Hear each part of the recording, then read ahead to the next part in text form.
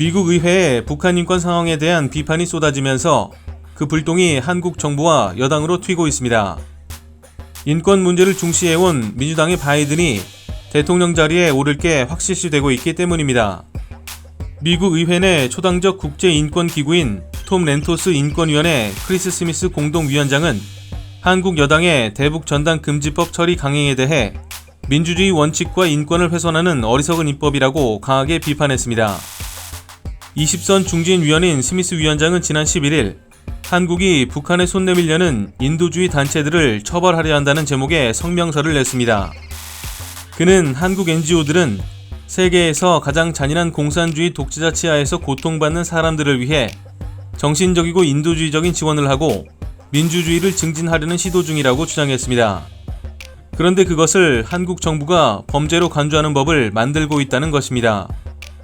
스미스 위원장은 이 법은 명백히 한국의 헌법 위반이자 국제 시민적 정치적 권리에 관한 국제규약 준수 의무를 저버리는 것이라고 말했습니다.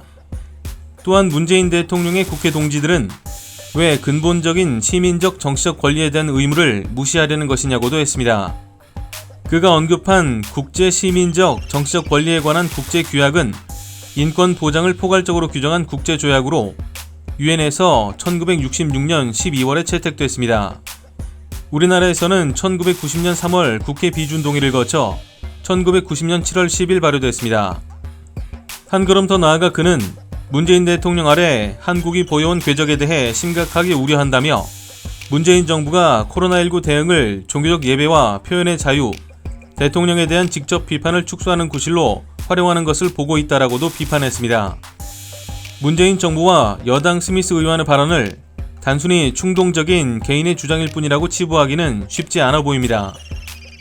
우선 조 바이든 미 차기 행정부는 북한을 압박하기 위해 트럼프 재임 기간 내내 공석이었던 국무부 북한 인권특사를 임명할 것이라는 전망이 나오고 있습니다. 오바마 행정부 내 인권특사를 지낸 로버트 킹은 지난 10일 바이든 행정부는 도널드 트럼프 현 행정부보다 북한 인권에 많은 관심을 가질 것이라고 주장했습니다. 미국의 소리 방송도 이날 워싱턴에서 미국의 차기 행정부가 북한의 인권 탄압을 어떻게 다룰지가 주요 관심이라고 보도했습니다. 미첼 리스 전 국무부 정책기획실장은 VOA에 북한은 전 세계 최악의 인권 유린국 중 하나라며 미국과 한국은 각자 그리고 함께 전 세계의 이목을 북한에서 벌어지는 대규모 인권 침해에 집중시켜야 한다고 했습니다. 그러면서 인권 문제는 비핵화와 뚜렷이 구별되는 별개의 사안으로 미국은 냉전 시기 옛 소련과 군축 협상을 진행하는 동안에도 소련의 인권 상황을 계속 강조한 역사적 전례가 있다고 말했습니다.